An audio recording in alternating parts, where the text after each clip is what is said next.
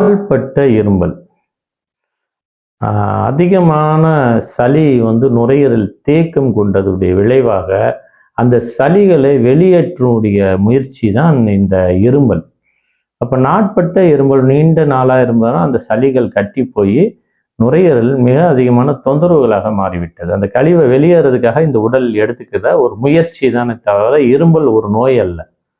So அப்போ அந்த சளி கழிவுகள் வெளியேற வெளியேற நோய்கள் அந்த இருமல் குறையும். அப்போ நிறைய என்ன பண்ணுங்க, பழ உணவுகளை நீங்கள் அதிகமாக கொடுத்தீங்கன்னா உங்களுக்கு விரைவாக அந்த சளி கழிவுகள் எல்லாம் கரைச்சி வெளியே கொண்டு வரும்.